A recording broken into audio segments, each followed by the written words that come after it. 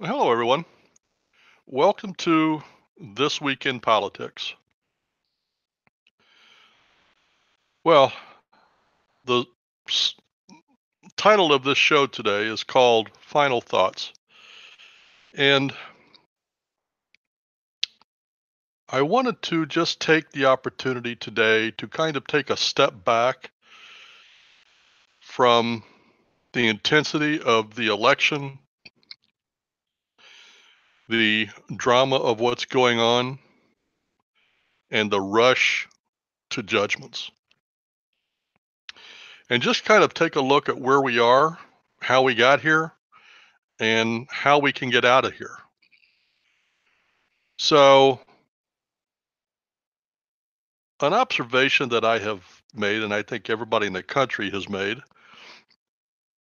is that we are in the process of watching a major political party in this country become irrelevant. And they're not going down without a fight. In fact, they're going down like children.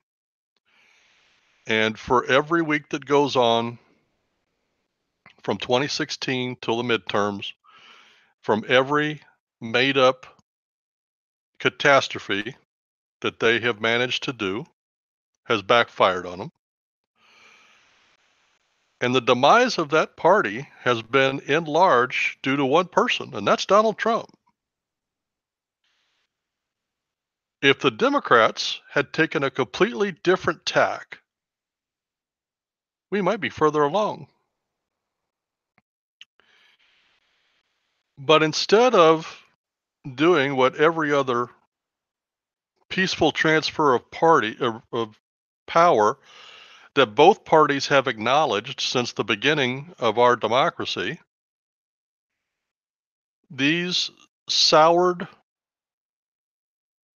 little children called Democrats nationwide have decided to resist, and they're not going to peacefully transfer power.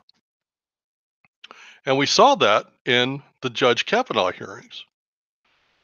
They were going to do anything possible to keep him off, and it finally took hard knuckle politics to get him through. And that's not the way we ever operate.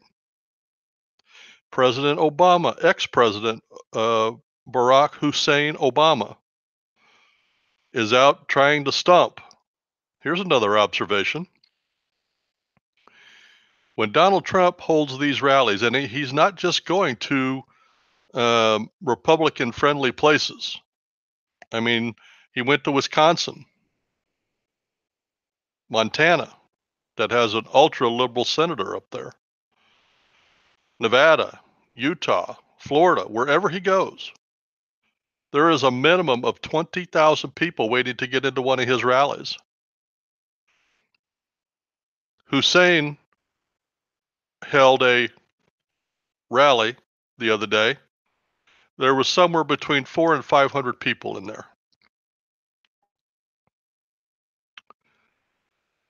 Here's another observation. About 3 weeks ago, Bill and Hillary came out and said that they were going to take their show on the road. I laughed at the time, and I'm still laughing. And here's why. When she ran for president, if you wanted to see Hillary, all you had to do was, go to your nearest wherever she was going to be, and she never could draw over 100 people. And that was free. Now she thinks she's going to go into these venues and charge anywhere from $75 to $750 so people can see her and Bill. That's never going to happen. And I said it back then. That's never going to happen. Guess what? It hasn't happened. So what is that telling me? What is that telling the average person? That's telling me that President Trump is not about what's happening with him is not about an election. It's not about politics. It's about a way of life. One of the reasons that the right-wing Reverend came into existence 5 years ago was because, and one of the first programs I ever did, I said, conservatives have no seat at the table. We didn't have a seat at the table in the Republican Party or the Democratic Party. Nobody was giving us a seat. Now, what has ended up happening is that the Republican and Democratic Party as we know it is dead. It is dead. But we do still have a two-party system, and the two parties are establishment and Tea Party. The Tea Party right now is in the driver's seat because of Trump. Everything he's done is right off of the conservatives' playbook. That leaves the Democrats, all the Democrats, and 90% of the establishment Republicans. They don't have a seat at the table now.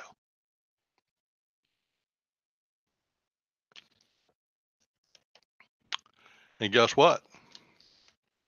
That's why we are seeing the demise of the Democratic Party, or the Democrat Party.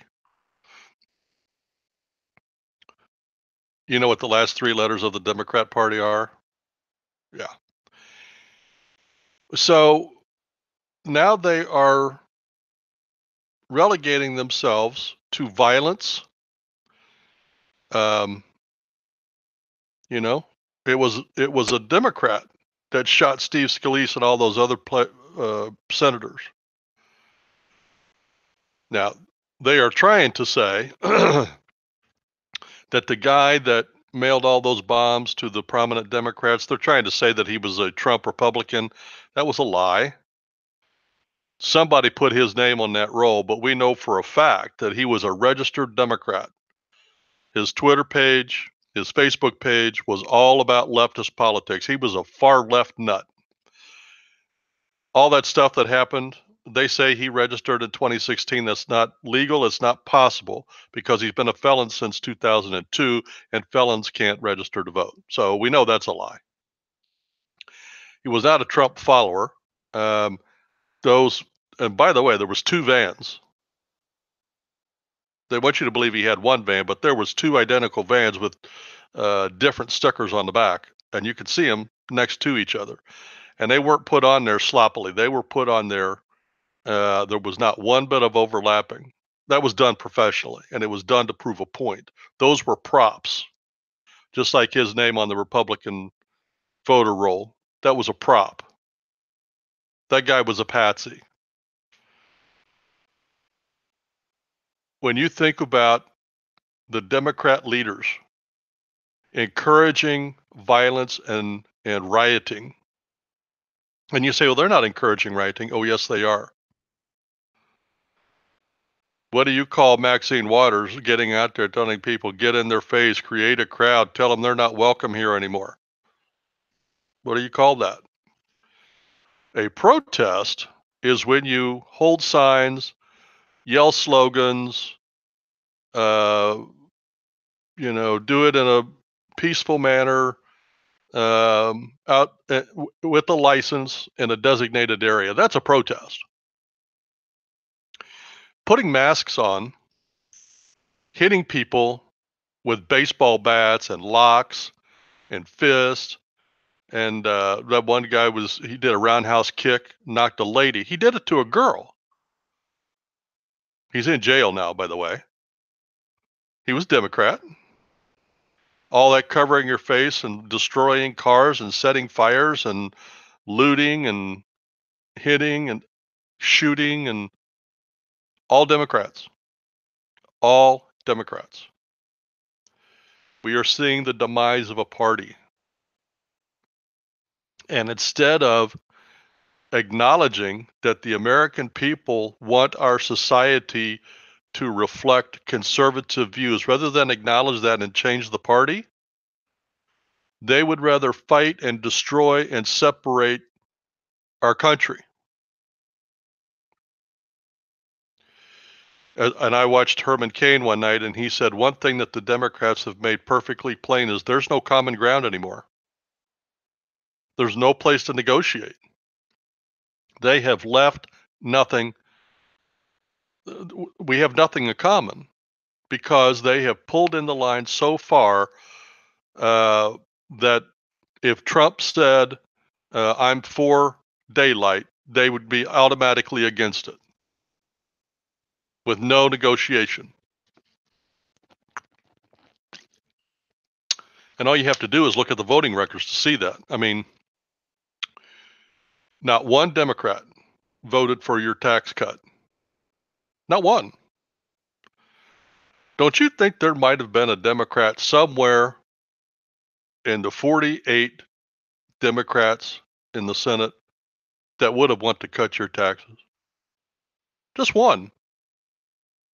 Don't you think there might have been a Democrat or two in the 200 plus in the House? Just one? Come on. They would rather separate, divide, and use the American people as a chess piece rather than try to unite this country. And they try to call Trump a divider. Trump is not. Trump is doing exactly what he was elected to do. Turn over tables, get stuff done, drain the swamp, build the wall.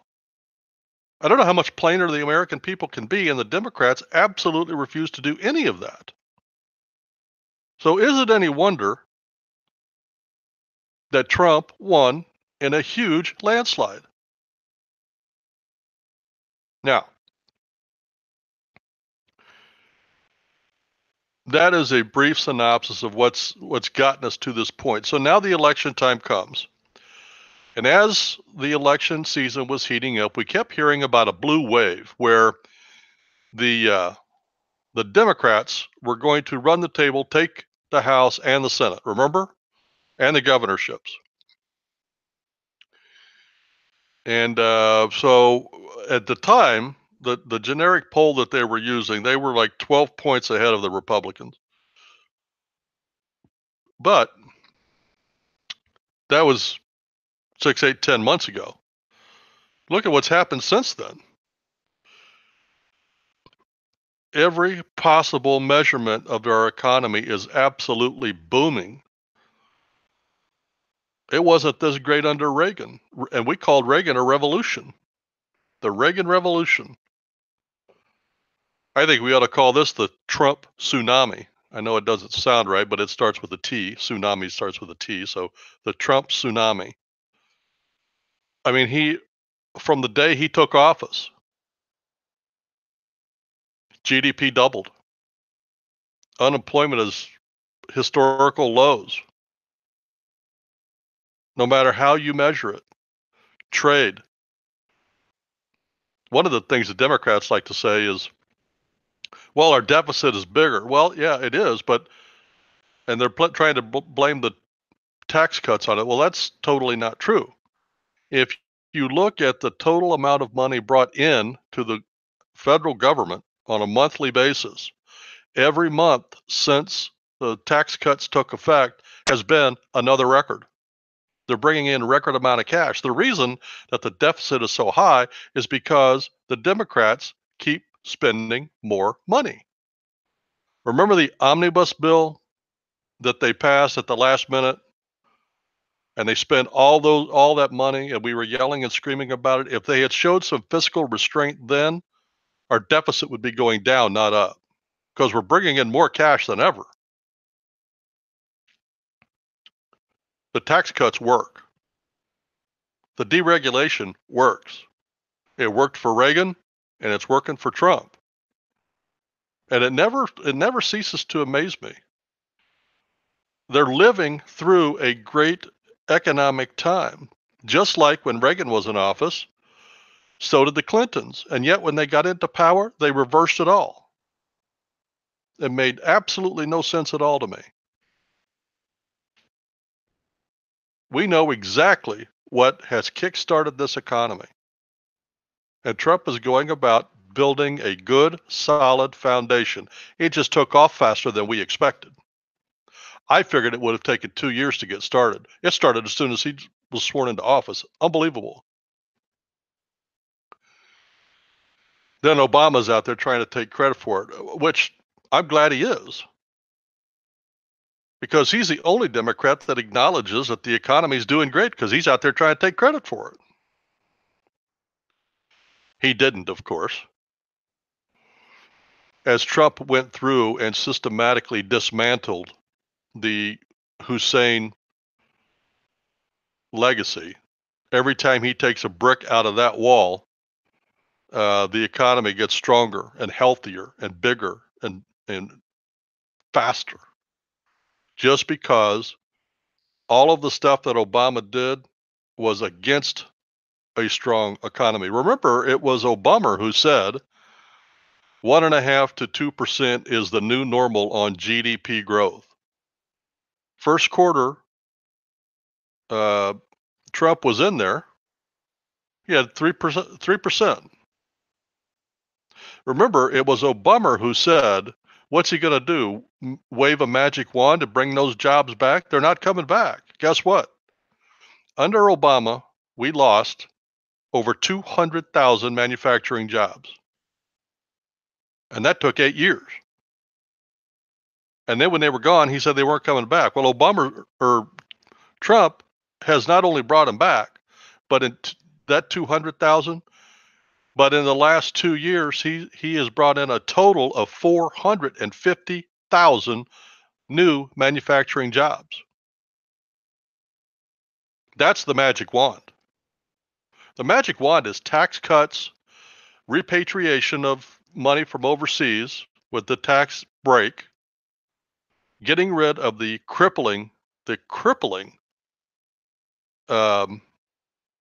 regulations that the Obama administration had put on business.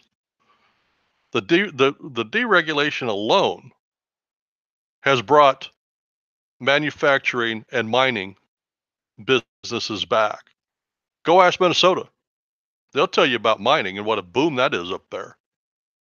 Go ask West Virginia about coal.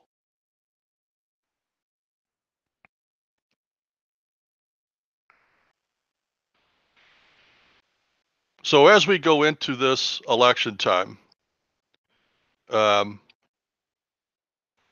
of the experts right now, and I have to admit I got caught up in this, are saying that we're probably going to keep the Senate, but we're probably going to lose the House by a couple of votes.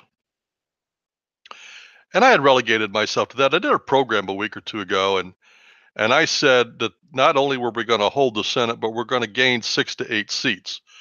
The conservatives right now are saying we might gain 3 or 4 seats. Again, I fell into that. I'm okay with that, but I don't think that's what's going to happen.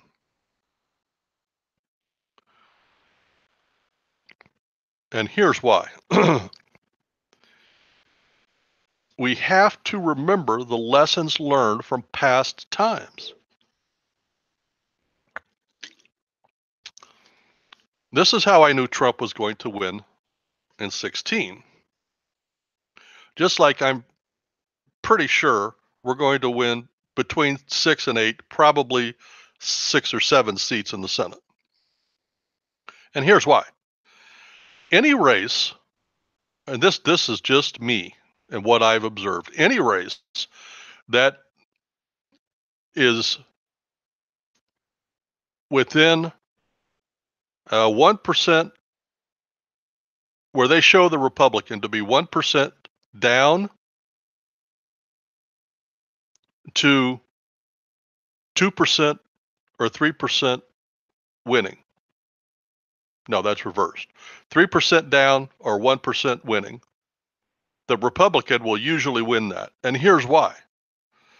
Because of the way the polling data is done, first off, they oversampled Democrats.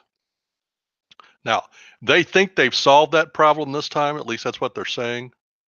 But they're counting on their turnout being really, really high. You know, when you make those polling projections, you have to make certain assumptions. And most polling places make wrong assumptions. Now, even if the Democrat has a heavy turnout, we already know that the Republicans are going to have a much higher turnout. Just in a regular off year, the Republicans show up more for the midterms than Democrats do. And as I mentioned earlier about the rallies, Trump was out there doing just like he did in 2016, marshaling the troops. I also happen to know that the RNC chairman has done the right thing this election cycle. She has spent more money in the last 2 years working on the ground game, where the Democrats usually hold the advantage. And by that I mean getting people to the polls, getting uh, poll watchers, doing all the ground game things that are going to ensure a good, strong Republican turnout. Those things are happening. So even if the Democrats do turn out strong, the Republicans will be stronger. Now, having said that,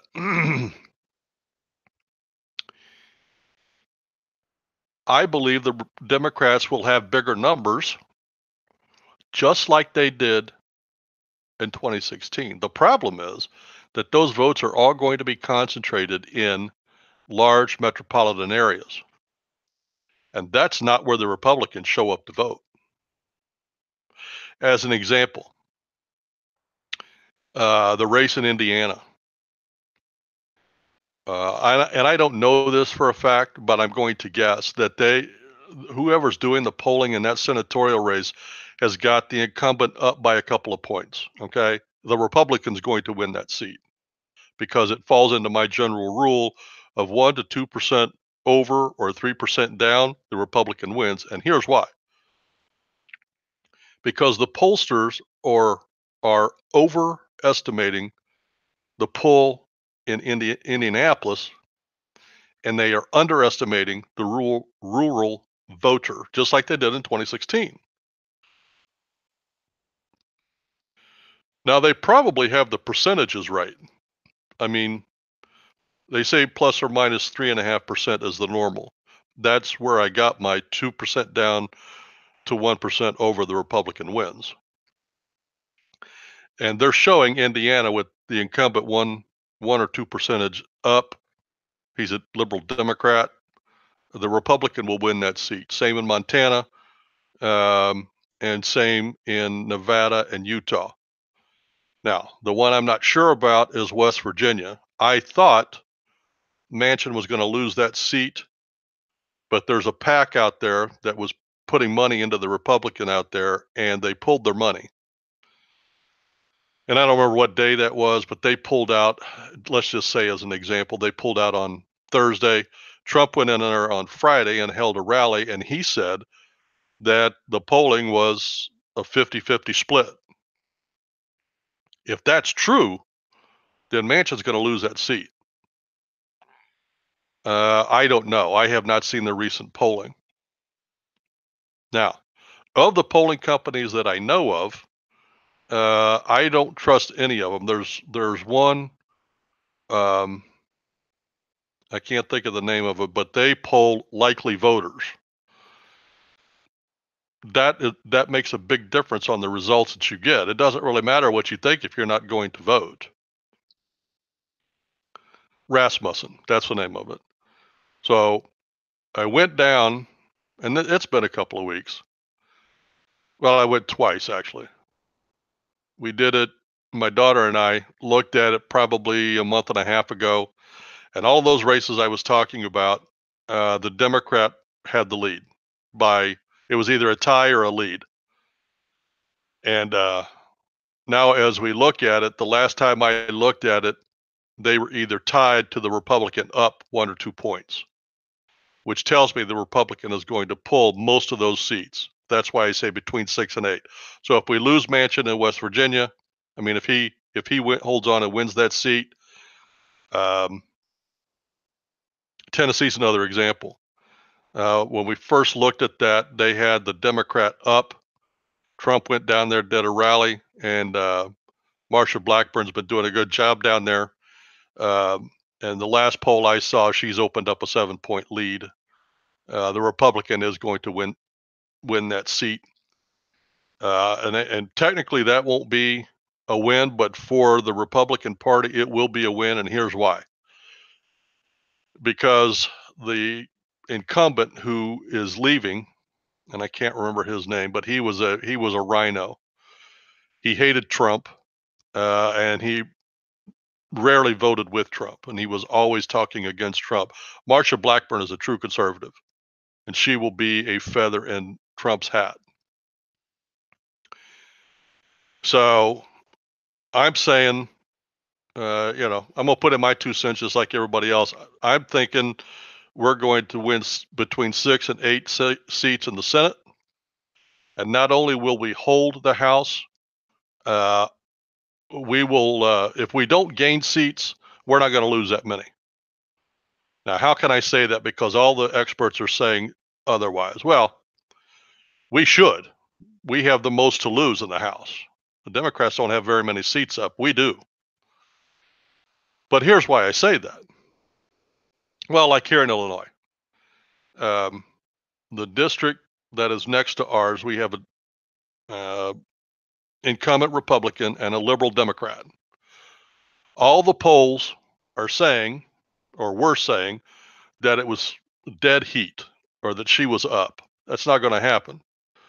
Rodney, can't think of his name, Rodney something. He's a Republican. He will hold his seat. That's going to happen. And unless I miss my guess, he's going to win it by between 5 and 10 points. But the National Democrats were counting that leaning Democrat. That's just not going to happen. The Democrats are overestimating their pull. They're underestimating the rural Republican conservatives. And they're relying too much on polling. See, the Democrats use polling as a disincentive. They use it as a war tool instead of an information gathering tool. They always have, and well, I can't say always. That probably started under Clinton, but now it's just another tool to try to drive voters to the ballot box.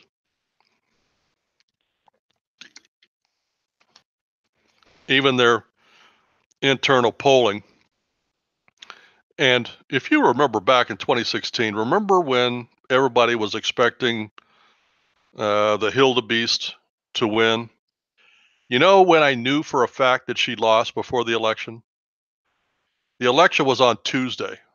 On the Friday or Saturday before the vote, she canceled her fireworks because she had to have a permit. She had to pay to put out her to put on her party, and she canceled her fireworks show. Her internal polling had told her she lost. She knew. And as we get ready, today is now Sunday, as we go into the election, I noticed some things in the paper. They're not heralding, Democrats win, blue wave coming, so-and-so loses the seat, Manchin holds on. Nothing. It's quiet. It's spookily quiet. Now, that could mean a couple of things, but to me, if the press is owned by the liberals, and it is, that's not open for debate. And don't you think that if they knew in their internal polling, if they knew that they were going to do well, don't you think there'd be articles all over the newspaper saying new polling suggests blue wave coming, or the House will flip, Democrats will gain 5 seats over majority? And trust me, the liberals do their own internal polling. And here's how I know. The RNC chairman, I can't remember her name, but she's doing an outstanding job.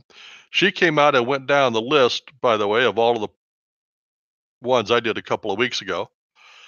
And she gave us the percentage points of their internal polling. And their internal polling is pretty close to what I said, except I still think that Manchin's going to lose that seat. I could be wrong. I'm on the fence on that one. I'm just kind of hoping on that one. But anyway, I know they do their internal polling, and the weekend going in, the DNC knows or has a pretty good idea what's going to happen, and you don't hear a peep. You don't hear a rooster crowing in the background. You don't see the papers claiming, victories and surprise upsets and all of that. You don't hear it. It's spookily quiet. That tells me, and Trump is out there. I mean, he is killing it. That man is 72 years old. He's killing it. I think Tuesday is going to be a big. You think 2016 was bad? Wait till 2018 happens, and the votes are counted. Reagan used to call us the quiet majority. They're coming out. You watch. It's going to happen.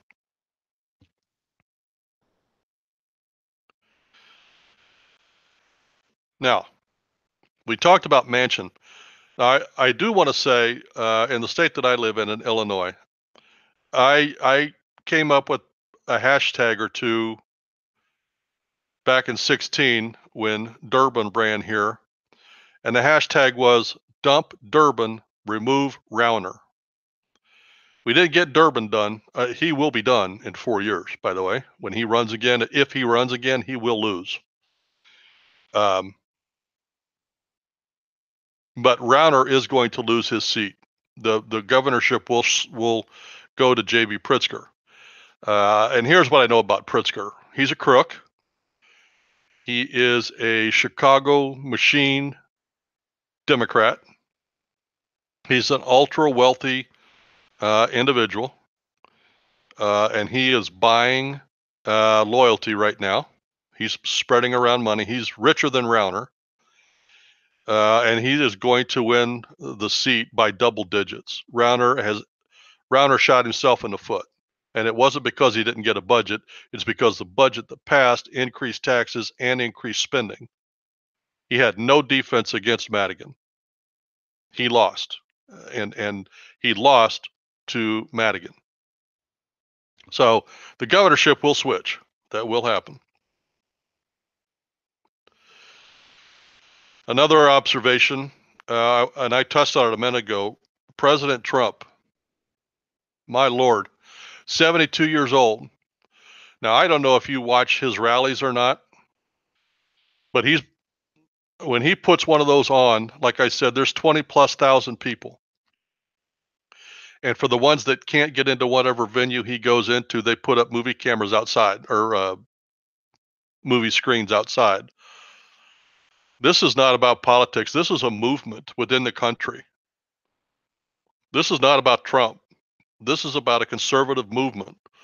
These people that are coming to these rallies are sick and tired of the liberal left-wing crap that has been shoved down our throat for the last 4 decades.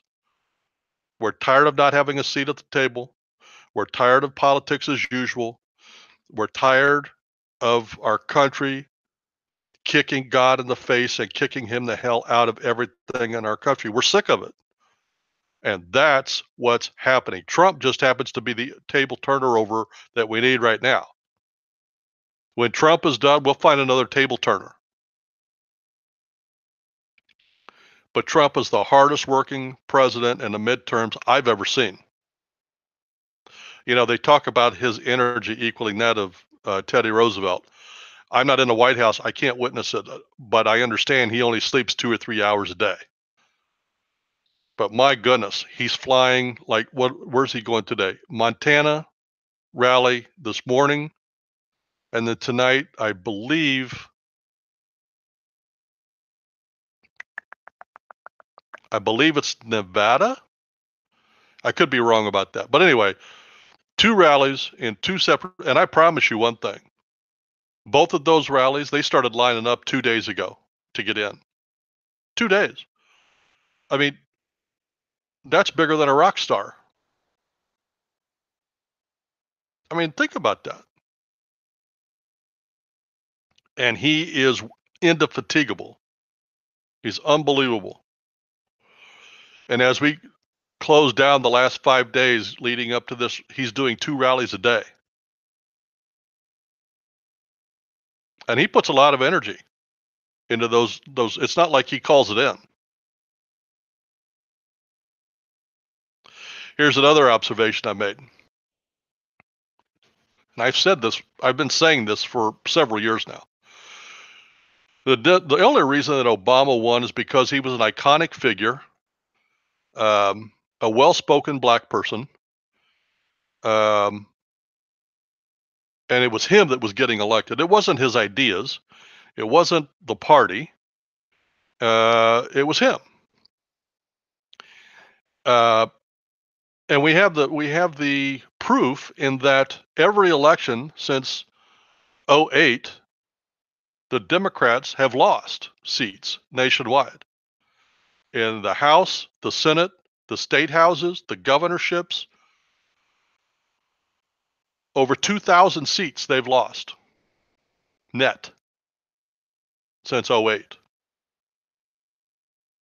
But he was reelected twice, or reelected once. So anyway, they trotted him out trying to counter Trump's rallies. Okay, so the first rally he did, and I watched this. This is funny. You know, when you watch a Trump rally, now I watch the Republican Party sends their own camera people out, and they pan the audience, and you can see the tens of thousands of people. When Obama did his, the camera back away from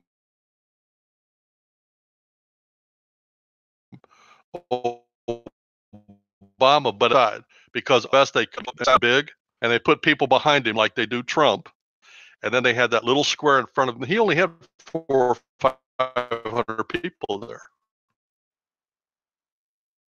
As an ex-president, a different one a day. Well, and I don't even know if he scheduled one a day. I got to be honest with you. If I'm a Democrat, I don't want the Clintons near me. I don't want Obama near me. I don't want Mad Maxine around me, or Chuck U. Schumer, or I don't want any of those people around me. I want to run my own campaign.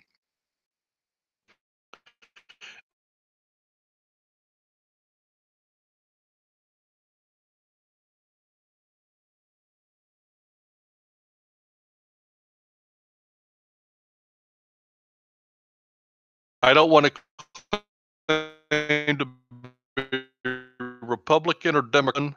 If I'm a Democrat, if I were a Democrat running in this atmosphere. Another observation is nobody wants the Clintons. Nobody's asking for Bill or Hillary to come speak.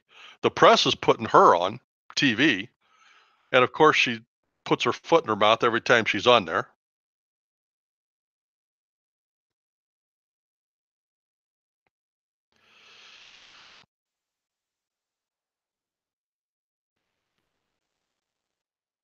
Now, another observation that I've noted, and this is true in recent history, and you know that old saying, either learn history or you're doomed to repeat it. The Democrats are repeating their history. Whenever we go from, and I knew this years ago because when Obama was running both times, I told my daughter, you know, as bad as it's going to be, it might not be a bad thing if Obama wins, because history says that once we have a liberal in the president's office, the Americans always swing back and elect an ultra conservative because they figure out what the liberals are up to and they don't want that. Well, that's what happened. Well, from the Democratic side view, anytime a ultra conservative is elected that's a Republican, the Democrats always go harder left, and they were already hard left. Okay, I mean, we just got done with Obama, and he was a socialist, so now they're moving further left, and the evidence is easy to see. And I don't remember the Democrat's name, but the guy that's running against Cruz down in Texas for Senate. This guy He's an ultra, he's socialist, and he's running in Texas. Now everybody wants to, the liberals have dumped. It's the most expensive Senate race in the country, and the liberals from all over the country have dumped tons of money from Hollywood, New York, Florida, have dumped tons of money into that race trying to get rid of Cruz. And they're trying to say that it's close. It's not. Cruz will win between 5 and 7 points. You watch. That'll happen. Now, the race down in Florida for the Senate, is it Senate? No, governorship. DeSantis against, again, I don't remember the Democrat's name. He's a socialist. He's a black man. What is his name? I don't know. But he was the mayor of Tallahassee, I believe. He's under investigation by the FBI. He was caught in a sting. He was being investigated for corruption in Tallahassee. The city of Tallahassee has become a nightmare. A typical city when a liberal socialist is in charge. Everything goes down and the finances get, so my point is ultra left wing, and that people there are running. That Cortez girl up in New York that won, socialist. The one that's running out in Nevada, they call her the Cinnamon Girl. Her last name is Cinnamon. Socialist. So that has happened. Now, the Democrats want to say that their base is charged up. The Republicans want to say that their base is charged up. But here's what I have to say. They're both charged up for the same reason. Donald J. Trump. It's the same reason. The Republicans are charged up because of the conservative values that he has, and he has been doing exactly what we elected him to do. The liberals are all charged up because they hate that, and he's the one that's doing it. So they both want to say that their base is charged, but they're both charged up for the same reason. You think that isn't leadership? Trump is a true leader, and he wants to lead, and he's doing a heck of a job. Now, I want to be serious here for a minute, and I want to say this as directly and succinctly as I can. Tone down the rhetoric and the violence, Democrats. From 2016 until today, they have ratcheted up both on a regular basis.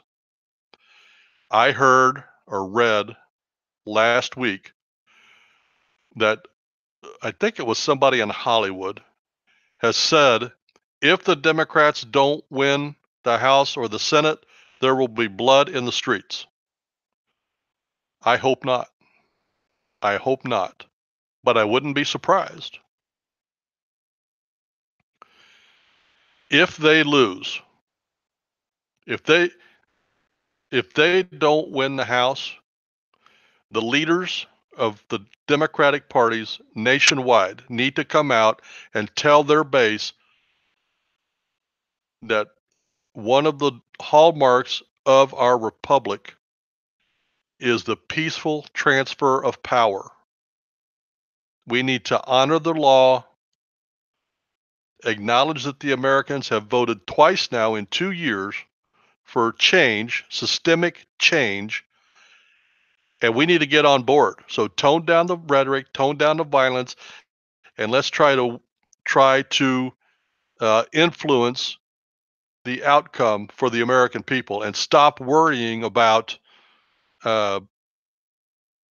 people with mega hats and violence, and we need to tone that down, because if we don't, we are headed towards a physical civil war. That's happening.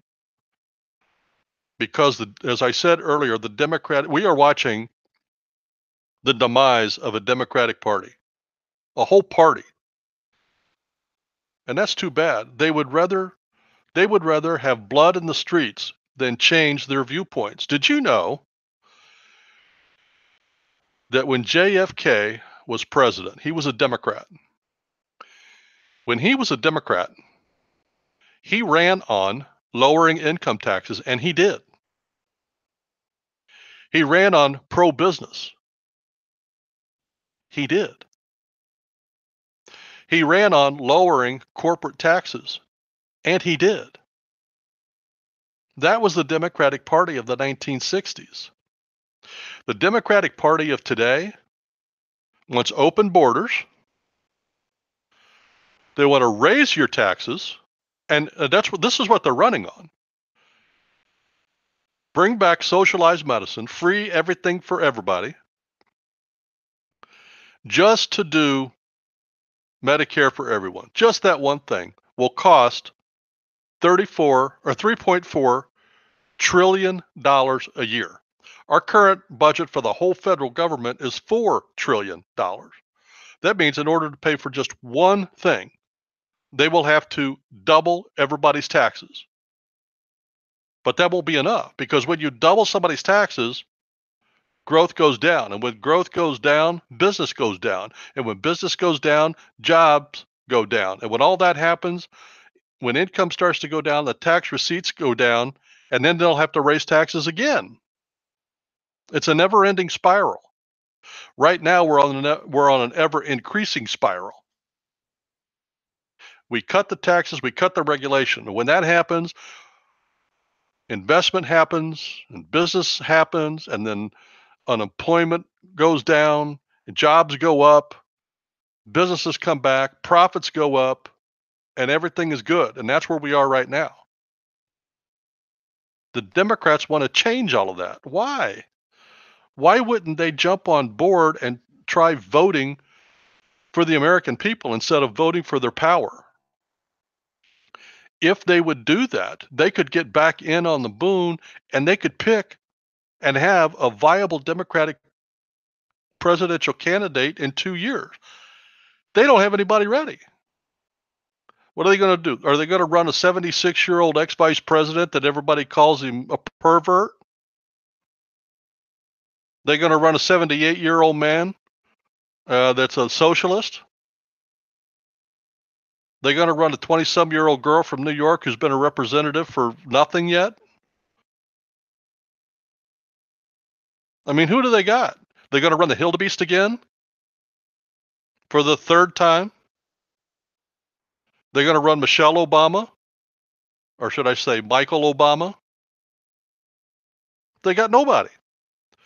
But if they would start putting the American people in the equation, then a star will shine. There'll be a semi-conservative, viable presidential candidate. That's what happened the last time when Reagan was in there and they ran hard left until they finally figured out, hey, we better get somebody middle of the road if we plan on winning. That's when they ran Clinton.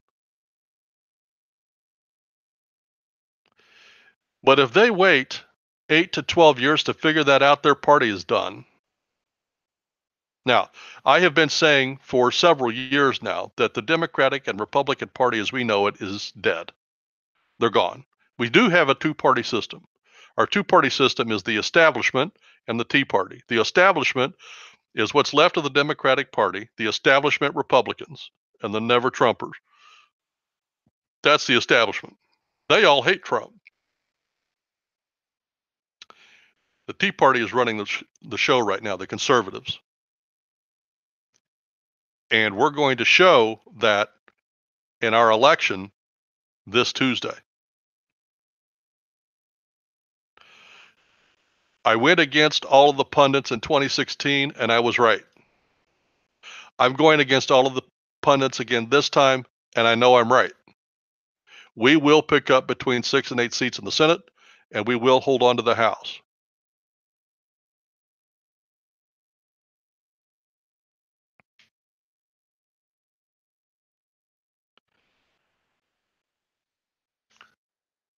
Some things to watch. I think the key race for the entire country is going to be the Joe Manchin Senate seat in West Virginia, and here's why. Is that a powerful seat? No. Is there something unusual about it? No. But here's why that's going to be important. First off, Joe Manchin is a well-liked senator in West Virginia. Everybody likes him. And when the Judge Kavanaugh thing happened, he was the only Democrat that voted for him. Now, granted, he did it when we didn't need the vote. We already had the vote. And then, right under the wire, he pressed the button so he could tell his people back home, because Trump carried his state by quite a bit. And he didn't want to be committed to Kavanaugh and be the deciding vote. But as soon as he knew that we had the votes, then he pressed the button. Now, whether the people in West Virginia accept that or not, I don't know. If they accept it and he keeps his seat, then it's not going to be as big a red wave as I think it's going to be. But if he loses that seat, watch the Trump tsunami happen. You watch it happen. That will be the bellwether state. That'll be the bellwether right there. Now, there will be some other key ones where everybody's going to be watching, like the Cruz Senate race in Texas, the DeSantis governorship down in Florida. And I'll tell you the other ones they're going to watch. They're going to watch Montana, Nevada, Utah, Indiana, West Virginia, North Dakota. And I'll tell you another place that I would watch. That would be Minnesota or Wisconsin. No, Minnesota. There's some House seats up there that could flip. And I don't remember the districts, but I remember listening to the breakdown, and it made perfectly good sense to me. There was 5 seats.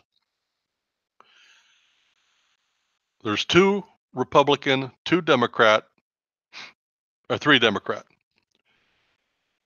They're pretty sure that the 2 Republicans will flip to or 2 Democrats will flip to Republican, and the 2 Republican will flip to Democrat. The key is going to be the 5th one. If it flips to Republican, the House is going to be, it's going to be a good night.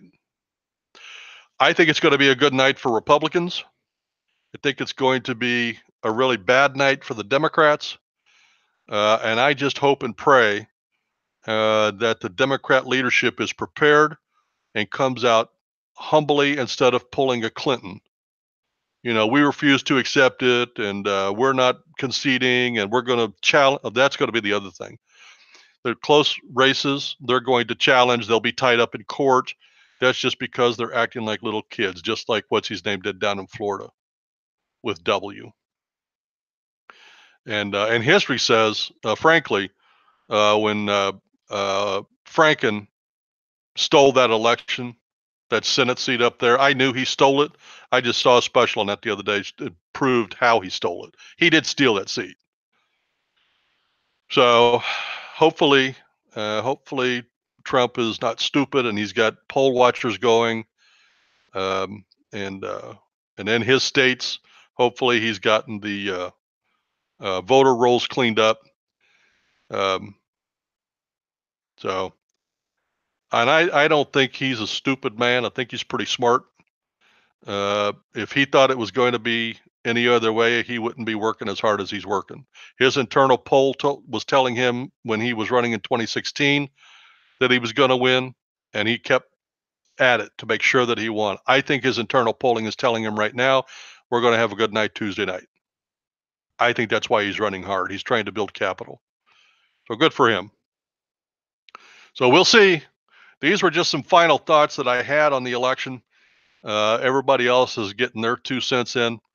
So rather than cover other stories this week, I just wanted to spend a little bit of time looking at how we got to where we are today, how I think things look to me like they're going to happen, and then what happens post-election. I mean, I think what happens post-election is going to be more important than what happens on Tuesday. And only the Democratic leaders can make that happen. Now, let's just say for the sake of argument that the Democrats do take the House. If that happens, the way that they accept leadership and do it, will speak volumes. If they're gracious winners and they go about governing, that would be a good thing. But if they do what they say they're going to do, it's going to get really ugly. I saw Maxine Rogers, or Maxine, whatever her name is, that crazy old bat out in California. She's in line for a chairmanship on the finance committee. Are you kidding me? Trump's right about her, low IQ, Maxine. She's dumber than a box of rocks. But she was giving a speech the other day, and you know what she said? She said, when I get that chairmanship, I'm going to remember what you all did to me. She's going to use her position for payback. How about let's lead for the country? Let's work for the American people. Let's do the right stuff instead of retribution. You know, we didn't do retribution. And I got to be honest, I would have. The day I went into office, I would have hired a special prosecutor, and I would have hired about a half a dozen of them. One of them might have had look into the Clinton Foundation. I'd have had one look into Benghazi. I'd have had one look into the uranium sale deal. That would have been 3 special prosecutors just going after the Clintons, and I wouldn't have given up. I would have destroyed her foundation, and I'd have had them in jail by now. Then I'd have gone after Obama because he signed off on that uranium deal. He received a payoff, I'm sure of it, from the Russians. I'd have had one go after him. I'd have had one go after Loretta Lynch. I'd have had one go after Eric Holder because he went in there and he violated the law by going in and causing a ruckus in the police departments around this country by choosing which laws to enforce and which ones not to. You can't do that. But that's what they're going to do. If they win the control of the House, they gain leadership in all the committees. And all these nutbags are going to be in charge. Nothing's going to get done for the next 2 years. So let's hope that doesn't happen. I don't think it's going to. I'm not that worried about it. I could be surprised. But the last polling that I saw, if you use my rule, we're going to win. Some of them will be a squeaker, but we'll win. Well, that's about all I wanted to talk about this week. As you can see, the sign is permanently behind me. That's our address for our ministry, the prayerboxministry.org. They produce this program and the Right Wing Reverend. Please go over there, check us out. There's lots to do over there. You can see all of these programs, the Right Wing Reverend programs. There's an oral Bible over there that you can listen to by chapter. You can join a prayer group. We're doing blogs over there. There's a Bible study class that you could watch every week. There's a lot going on over there. Go over there and check us out, prayerboxministry.org. Let's program, everyone. You have a great week. I look forward to next week when we can sit down and talk about this week in politics.